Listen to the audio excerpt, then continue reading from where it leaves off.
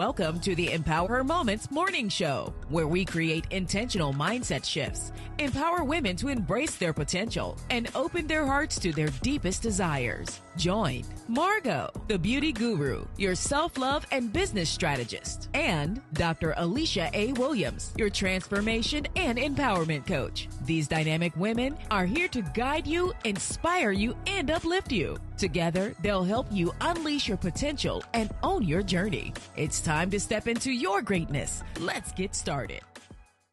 Have you ever felt weighed down by old hurt, wanting peace but fearing that forgiveness might make you feel vulnerable again? I can't say that I've been weighed down about forgiveness, but what I've come to understand when it comes to forgiveness for me, it's not about the other person. Forgiveness is for yourself. And I've chosen to forgive a lot of people because I wanted peace within. I love that. And you know what? Forgiveness does require a certain level of vulnerability. It really does. And I think the ultimate thing that I want us to kind of touch on today is to really just dive into, because I think a lot of people feel like forgiveness is hinged upon me forgetting or feeling like the offense really wasn't what it was. Downplaying what it actually was. But the thing is, that's not what happens in forgiveness. And to your point, forgiveness is for us. It's not for the person who offended. It's for us to release and not hold on to grudges and hold on to things. Because let's be clear, honey. Back in my days, honey, before I matured and became who I am today, honey, the grudge was the thing for the day. Okay, I would hold a grudge, honey, period. But a lot of it, as I matured, I realized it came from a hurt place, right? And not being mature enough to communicate how I'm feeling, what's going on with me. For me, I didn't hold grudges. I didn't believe in holding grudges. Never have. I've always believed in let's talk about it. Let's talk about it, and let me tell you why I'm choosing to forgive you. I didn't say I forgot anything, ladies. Right. We don't forget anything that has happened to us, anything that has been done to us. However, because I wanted to move forward, I chose to say, let's talk about it. I forgive you for these reasons. And hopefully they receive it and we can go our separate ways from there. I get that. And I guess for me, and of course I'm talking about like early 20s, you know, just being younger, I was not equipped with the tools of clear, effective communication, right? Because I just wasn't raised to communicate that way. And so for me, my communication was the boundaries, the protection, the walls up. That was how I protected myself. So when you will hurt me and when you will make me feel a way or do something that was dishonoring to me, I would just cut you off totally with no conversation, nothing to talk about. That cutoff game was strong. Cutoff game strong, baby. Like almost we ain't know each other. I'm walk past you in the store tomorrow. I'm gonna walk right past you and won't even speak. And so I'm glad we're having this conversation because I'm definitely gonna share in this conversation about the steps that I took and how did I go from being that, you know, younger adult who was grudge holding, who was ill-equipped with the things that I needed to talk things through, and just understanding, becoming vulnerable and understanding how to provide forgiveness in spaces for other people, but understanding how it affects me and it's for me. For me, I felt like I've always been very forgiving, almost too forgiving. I'm not sure if that's a thing or not, but I would quickly forgive you and I would move past what happened between us. Recently, I've had a friend to contact me, a childhood friend, you would say, someone we went to school with, and she talked about, can we move past what happened many years ago? Well, honey, I've been moved past it. I've been moved past it. I've chosen to not forget. However, and there's no love lost between us. However, I'm just in a different space in this season. And I'm not looking forward to reconnect or start anything anew. I'm good. I pray for you. I wish you well in your life. However, I've chosen to forgive you and just go exit to the right. Well, that's good because, Dr. Alicia, that's a boundary. You know, just because I forgive you don't mean we're going to go back to what it was. It will not. You know, and when people come to you after years and time have gone by and they want to apologize, that forgiveness is then for them because I've already forgiven you. I've already forgiven you. So when you show up after you ain't been able to sleep for the last 2-3 years and you dealing with something personally where now someone's treating you how you treated me, now you're remembering what happened. in and saying, you know what, let me go back and make this right. But the thing is, when you come back to make it right, I would gladly accept the apology. But for me, one thing about it is I have to, again, assess. I have to decide whether or not this is a good space for me. And I'm going to think about what your action was. And I have to think about how would that affect me today? Because I have to take into account you may be the same person you were then. You may have not grown in a state. And you may not have necessarily healed. Correct. So you got to think about all those things when you're interested in letting somebody spin the block. No, I'm sorry. In 2025, I'm not spending the block. Love that. I'm not. Because when you've endured multiple things and maybe have endured it more than once with this person, and I'm saying that this is my story, but this is somebody's story out there. You've got to say, you have to ask yourself, when is enough enough? I agree. And I'm not going to circle back around. I've always been told to move forward. I don't backtrack. Yes. I don't backtrack. So I've learned to forgive, but not forget, but still love you in my own way, but love you from a distance. Does that make sense? Love you from a distance. I agree, because you know what? The thing is this, I'm just not interested in getting put back in certain situations. When I've grown from something, I'm okay with growing, and I keep going. You get what I'm saying? But a lot of times when people mistreat you or they do things that they know was wrong to do because of who you were to them or who you are as a person generally, they'll always come back around in some state or form, because one thing about it, life will teach you. Life will teach you, and not only will life teach you, life will humble you. I was just about to say that. It will humble you, okay? So, and that's why I do try to live my life with doing right by people, Dr. Alicia. I don't always get it right, but guess what? If you ever come to me and tell me that I've mistreated you, I've hurt you in any way, shape, or form, I'm here for it. And you know what? You said something that my family and I say often, because my maiden name is Wright, W-R-I-G-H-T. Right. We often say we don't always get it right, but we always do what's right. Yes, right. And so for me, forgiving you was the right thing to do. That's because I serve a God who says that I should forgive. But I'm not going to forget, and I'm choosing not to backtrack and put myself in that same situation, because as you stated earlier, I'm not sure if you've grown from that. I'm not sure if you've actually changed. Yes. And you know what? This is my thing, too. What about those apologies that they kind of skim across the top, right? Because this is another thing for me. So now I have the ability to forgive, because I don't have time to hold on. So I got too much stuff. Got too much. So I will release it. However, my thing is when you spin the block and come back around and you give me this apology, a blanket apology. Empty, right? Because my thing is this. When I do you wrong and I handle you a certain way, when I come for the apology, I'm going to apologize for the offense. That's right. So if I decided to act crazy, I decided to show up a certain way, or I dismissed you or handled you any kind of way, I have to apologize for the offense. So guess what, guys? Just because you decided to apologize don't mean that, just because someone decides to apologize to you does not mean that you have to accept the apology. You don't have to accept it. You don't have to accept it. At the end of the day, when they come to you for the apology, it's for them. It's for them. That's not for you. However, you have to work on your inner self and work on yourself to forgive that person. But you know what? If you do mess with somebody or mess over somebody, y'all give them a real apology.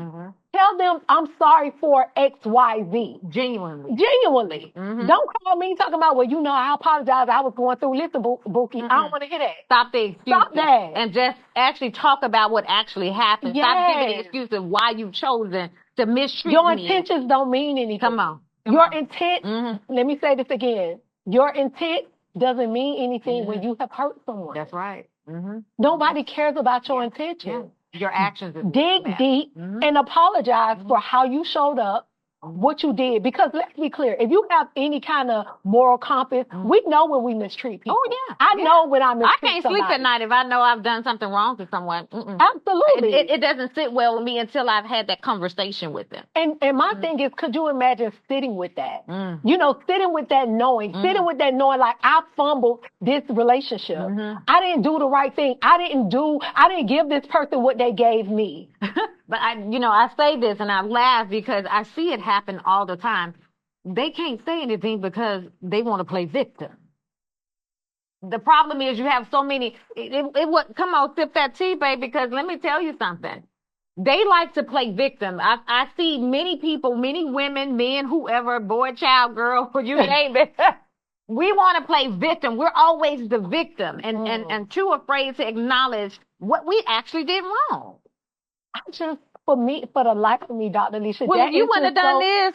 Like, my thing is, I refuse to sit with that. Like, when you sit with that knowing that you've done someone wrong and you sit with it and can't really genuinely apologize. Well, you know what, though? I think a lot of times people egos get in certain spaces. They egos, they pride, all of that stuff. But let me tell you something. We used to have a saying back in the day. It's like, honey, eat that pride. It has 0 calories. Zero calories. Okay. Eat it, baby. Because for you to sit around and try to toss your weight and feel like you got to toot your nose up, that's not going to get you nowhere. And baby, the fall from grace, honey. The fall from grace is going to be so hard. You ain't going to be able to take it. You won't be able to take it. You ain't going to be able to take it. And so at the end of the day, when it comes to forgiveness, it's not only for the person who has been wrong, but for the offender. Yeah. Be okay with giving genuine apologies. Right. Be okay with digging deep and apologizing for the offense. Whether that person because what you got to understand, it's been broke already. It's already broke. It's already broken. It's already broke. So you really can't do nothing more. So the best thing for you to do, even if the relationship does not continue, get in that space and apologize for what you've done wholeheartedly. So you can clear your conscience and you can move on and be productive in your life. But let's go back to the relationship. It could be in marriage. It can be even with the children, family. You see it all the time. But in your friendships, they're running from the conversation. Oh, yeah. But ask yourself, why are you running from the conversation? Because you truly don't want to admit what you did wrong. Right. How you played a part in the breakdown of the friendship, the relationship, the marriage, or whatever the case may be. I don't know, Dr. Alicia. For me, I just feel like it's easier to confront it. And I could be clear, I haven't always been here, okay? Because I discussed that I used to hold grudges and stuff. But as I matured as a woman and just understanding and just appreciating my tribe and appreciating the people that I have in my space, it bothers me. It would torment me if I mistreated a good person. Like, you gotta normalize apologizing. You have to normalize saying, you know what, sis, I overstepped. You know what, bro, I shouldn't have handled things that way. You gotta do that, because let me tell you something, you're gonna either do it now or later. And you really want to do it now, not later. Because later, now you've damaged the relationship. At 40 plus years old, I've learned to, I always say, get over yourself. I tell people all the time, get over yourself. It's so much bigger than you. And you have to assess, does this relationship matter? Does it serve me? Does it serve me? Does it matter, and does it serve me? Because when you answer those two questions, now this is going to give you the direction of which way you need to go in. You know what I've experienced, Dr. Alicia, most of the time?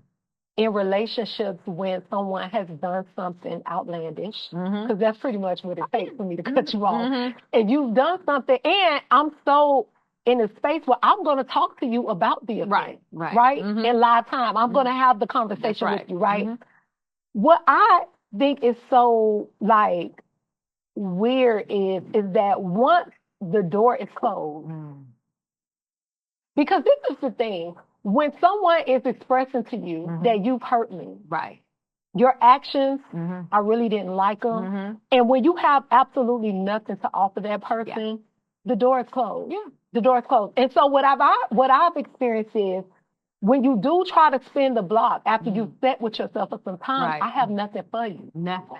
Because now I'm not even in that space. Now I'm not even that friend that you had before. I'm not even the same person. Exactly. Anymore. So now the things that I tolerated with you, honey, I don't tolerate that in my relationship today. Come on. So what I realize oftentimes when I'm mistreated and people hurt me like that and they don't have the bandwidth to really repair the relationship, when I ask myself them two questions that you just said, Does it matter or does it serve? And my answer is no. No and no. So that means the relationship has to be over. Right. It has to be over. It no longer serves me. And what was the other question? Does it matter? Does it matter? No. If you're going to treat me like this, then the relationship don't matter because it don't matter to you. There you go. It don't matter to you. They answered it by their actions. That's it. And let me tell you one thing. My husband, I tell him this all the time. I don't care what you say out your mouth.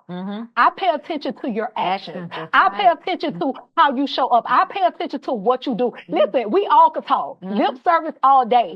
I pay attention to who you are and how you show up. Because one thing about it, Dr. Alicia, when you pay attention to that, then you start understanding why the relationship ended. You start understanding why you had, because as you elevate, everything can't go with you. Everything can't go with you. That's it. And one of the things that I've in this season, probably within the last couple of years, but more so this season, when people show you who they are the first time, believe them.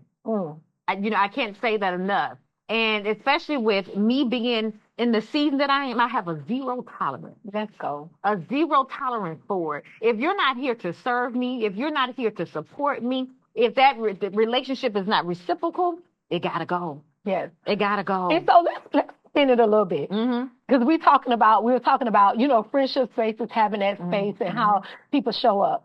So we're going to talk about family, right? Because I think we all have dealt with some family things, family issues, things that we have to forgive. And like the old folks say, honey, you can't pick your family. Honey. You can't pick your friends. Family. You can pick your friends, honey, but you can't pick the family, honey, because you're born into the family. And so a lot of times things happen in our family, right? In our family space. It could be our parents, it can be, in-laws, it can be aunts, uncles, cousins. Yeah. And it's like we uphold this thing like blood is thicker than water, We family, we try to throw the blanket on it. But at the end of the day, even in those family dynamics, there has to be levels of forgiveness. Right. There has to be positions where people are willing to accept things and apologize for offenses. Right. But because you're family, you're supposed to just get over it, move past it. And that's pretty much how we position our family members. We feel like, we family. Oh, you know how family is. Right. You know how family folks is. No.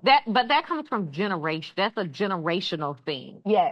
Family first. Yes. I know for me and my family, it has always been family first. Right. However, the older I have, as I begin to age, right. I ain't gonna say older, but as I age and become the woman that I am, and still becoming, I look at things from a different perspective and how I approach my family, even with certain things. Let me first consider what space they may have been in when this happened too. That goes back to a prior episode. You don't know what people are dealing with. So I'm always one of those individuals too. I will give you the benefit of the doubt. Right.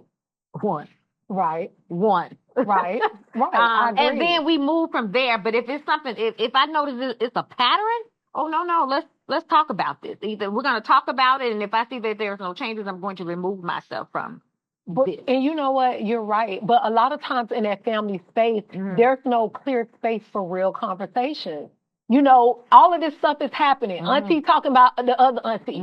This uncle fighting the other uncle. Grandma lying to everybody, everybody is talking. And all the grandkids mad because she got 2 favorite grandchildren who she got on the policy. Let's talk about that. Because this happens in real life. In real life. But it's like still in those spaces. Yeah.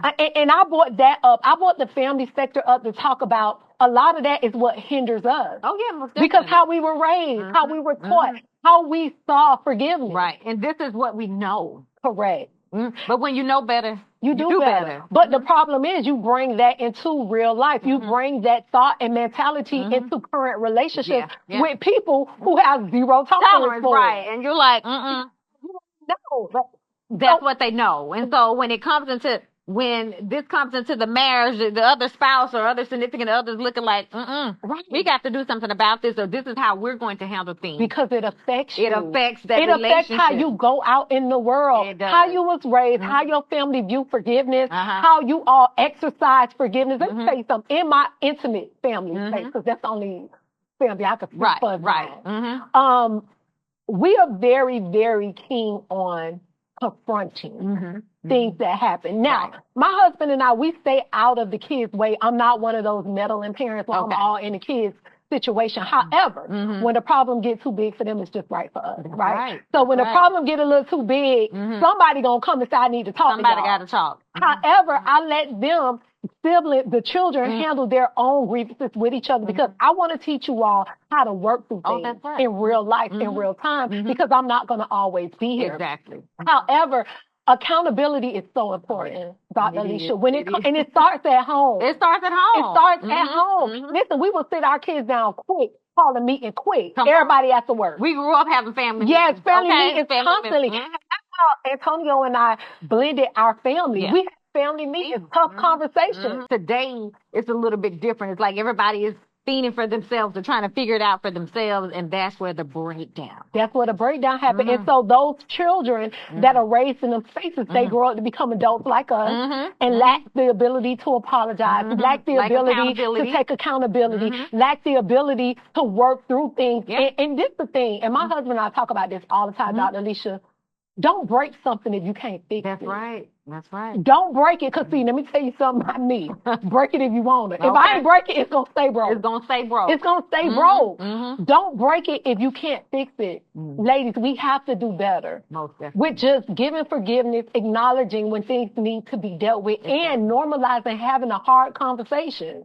Please, normalize having those hard conversations is a must in 2025, is because I see so many relationships that have the dynamics of the relationship have changed, is because you're grown, but you're too grown to have the conversation. Right. Make it make sense. That doesn't make any sense to me. We love to throw around, I'm grown. I don't owe her this. No, you don't owe her anything. It's not about you owing that individual or the family anything. It's for you.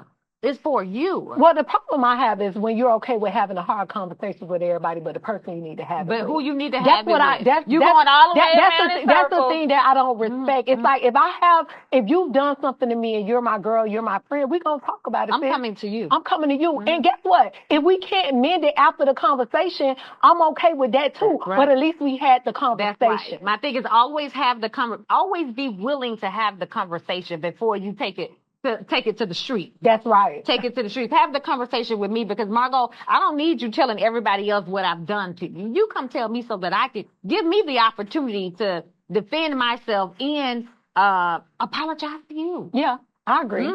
I agree. And that's just what needs to be done. And so we're having this conversation because forgiveness is something that we all will deal with and have dealt with at some point in time. But there's so many different angles we can look at things from. We can look at it from upbringing standpoint, what we were taught, how we were raised, and then we bring that into our adulthood relationships. And guys, listen, if what you're doing in your relationships with your husband, with your wife, with your children, with your tribe, if it's not working, if you're dealing with a lot of disconnect in different spaces, you have to look inward and do that assessment to say, you know what, this starts with me. What can I do better? How can I show up better? How can I learn to sit in hard conversations and have the conversations that I need to have? Listen, ain't nobody gonna kill you. Nobody. Your relationship already messed up. You done already did the offense. You did the work that could be done. Exactly. Why don't you just sit in it and let's figure out a way where we can work it back and get it to a better place. To a better place. Not to the place that it was, but to a better place. To a better place. And that can just be simple as, you know what, sis? Man, I wish you the best.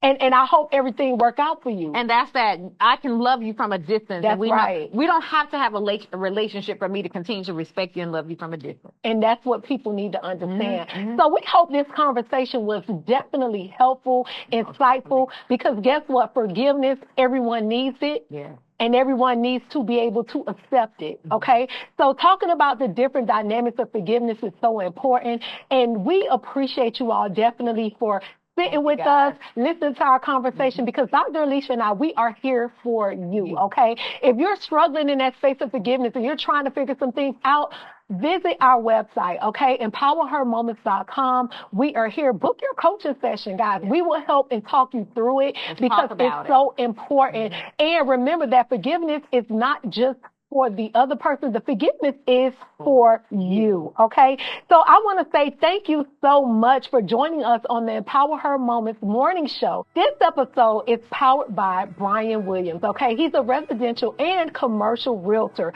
with Prestige Real Estate Group, okay? So follow him on social media platforms, Brian_Realtor ATL. And you also can email him at brianwilliams@prestigerealestategroup.com, okay? So until next time, keep shining, stay empowered, and know that you are capable of amazing things, okay? So see you next time. Thank you guys for joining us. Have a great day. Thank you, guys.